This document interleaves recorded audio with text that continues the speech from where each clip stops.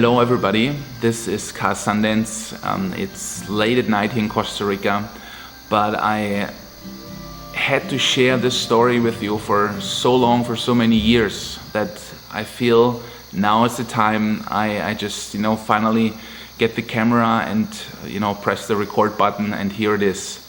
It's a story about my daddy, who's also watching, I know, so thank you Daddy for all you've done for me and my family.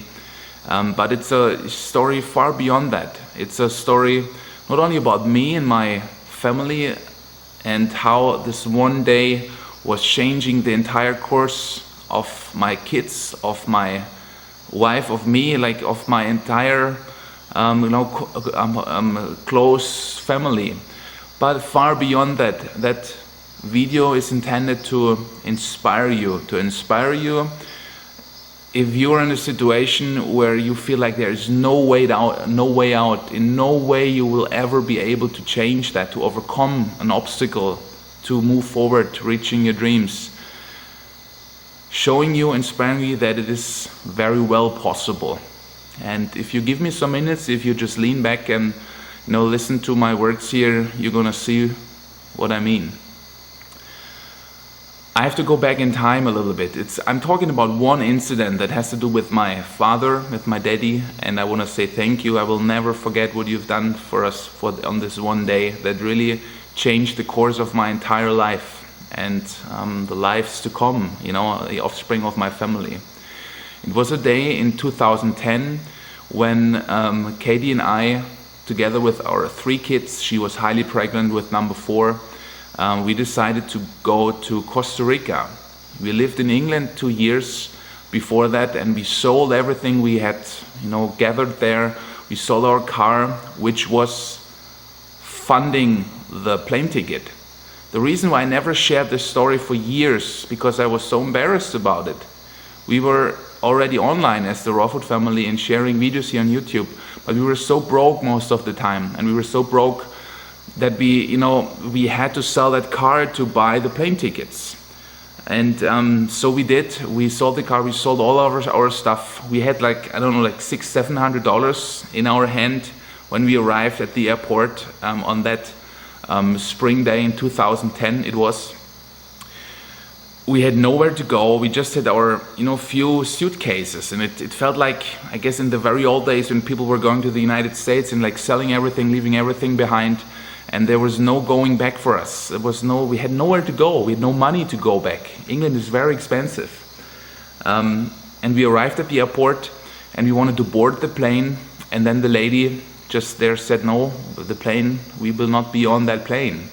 Because we just missed the specific date for the passport. They had to be chipped. They had to be, this biometric data had to be on that passports. And we just missed the date. Where you would be allowed to fly without that special biometric data passports with some days. And so she said, we're not going to be on that plane. The United States will not allow us to go through the United States to Costa Rica, which was the route of that airplane. And we begged and we were loud and we were calm, and we were calling New York immigration to please let it be just going through, guys. We don't even want to stay in Miami. We just want to fly through and go to Costa Rica. But the thing was, they said no, we will not be allowed to board that airplane. The beauty about that was that it was non-refundable plane tickets we bought, because we didn't had money to buy the insurance, and we didn't think we needed. So it was $5,000 tickets for the whole family were gone. It was all our money. It was like this. It was just gone. And we had nowhere to go. We had no money to go. We had no place, to be. And Katie, then highly pregnant, had a nervous breakdown there. She was just, fainting on the floor and sobbing and screaming and shouting. And I always felt like this is in a wrong movie. This is not happened. This is not happening. This was our dream. We have been living up to that for months, And then it was not happening. It was just having the paradise right in front of your eyes, and you just want to and then it's not happening. What gave me what gave me power in that moment was my little son, Jaro, my second son. He just looked me in the eyes when Katie was just sobbing there on the floor and really loud in Heathrow Airport in London. And he just looked me straight in the eyes and said, "Daddy, don't you worry. We're going to get to Costa Rica." And there was such a clarity, he was so convinced about that I don't know, that gave me really strength. And I just tuned in with him, said, "This is not happening. We're gonna go to Costa Rica. I don't know how. We don't have any money, but we're gonna do it." What we did then, because it was evening, we were traveling for the entire day. Very early in the morning, we were traveling from southwest England to Heathrow Airport. We just took a hotel.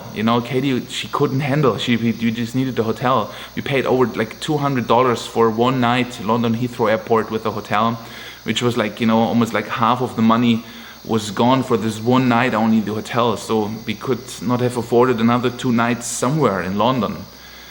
We had nowhere to go. It was really the end of days. That's how it felt. That did cause me, that desperate point in my life, where that was the lowest point I ever got in my life. It was the most intense point I ever got in my life. But that point, and maybe now you guys can relate to this, sometimes you have to get so low, such a desperate position to do something you would never do. And that was in my case to ask my father for help. You have to see that I always have been taking care of my family by my own. We have never been receiving any money from my father, and also not from my mom, for that matter. We always did it by ourselves, and that was okay the way it was. So, and I took also pride in not having to ask, for money. So I knew that they could have supported us, but we were doing the homeschooling, we were doing raw foods. It's I didn't have any secure job, so I was just going totally against what my father and my mom and the society thinks is normal. We did our own thing, so they couldn't support that. So I'm not blaming them. It was just the way it was. It was that we were doing ourselves. So I never asked for money, for support. And at that point of desperation, I called my dad, and I have not even talked to him for years really before that. There was no connection. We didn't really have a relationship going. And in that point of desperation, after years not talking to my father and having not really the best relationship at all, I called my daddy and said, "Daddy, I never ask you for any. It's your son here. I'm in London airport. We're gonna fly to Costa Rica, and no, we're not gonna fly to Costa Rica. We're stuck here. I never ask you for anything, Daddy. Please, for once in my lifetime, I need your support, and I need it now. I need you to lend me money that I can fly my family out of here. Please, Katie has a nervous breakdown. I'm afraid that she's gonna lose the baby. Please, for once in my lifetime, please support me. Lend me that money. Borrow me that money." And to my big I must have been so convincing and so from the heart, so not with all the rubbish that was going on before between the two of us, that he said instantly, and that is, I will never forget for my father, that he did that for me in my entire life. That changed everything. He said, "Yes, I will give you that money." I didn't even ask. Right away he said yes. So you see how a door was opening up there where I never thought it would be possible,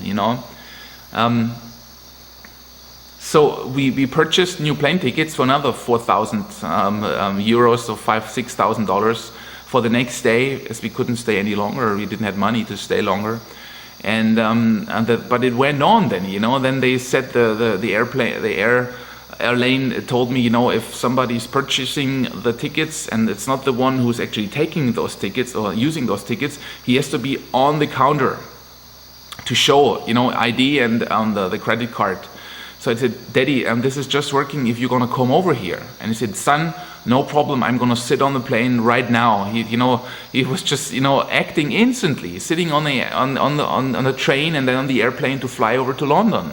And the next morning he was there. 4 o'clock in the morning, we met each other on this hotel in the airport.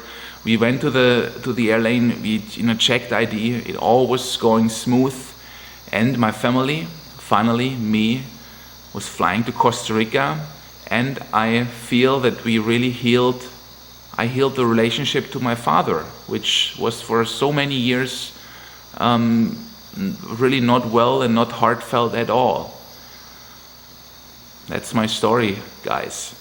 That's the story about how out of total misery and desperation and not seeing any way possible out of your situation, if you just believe, if you are willing to get so crazy uncomfortable and face your deepest fears, anything can change and anything can happen.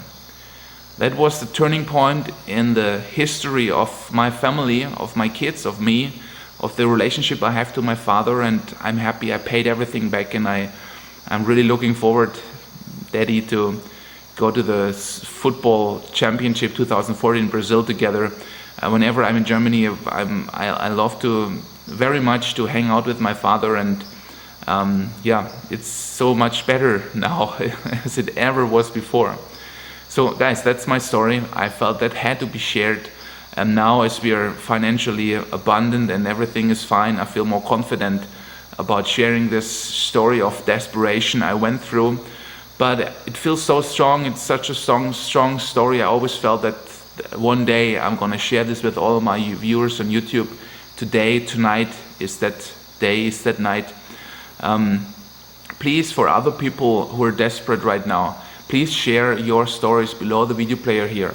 This is really a place of holy inspiration, this video and all the comments below. So please share your thoughts, share your stories of magical transformation out of desperation. I'd love to read that, and especially others who can't see light right now like to see that as well. Thank to you, Daddy. I will never forget what you've been doing there for me and my family and all the offspring to come from here that changed the course of our lives, definitely. Thank you for watching, spending some minutes here, listening to this story. That was probably the most inspirational story I could ever share with you guys.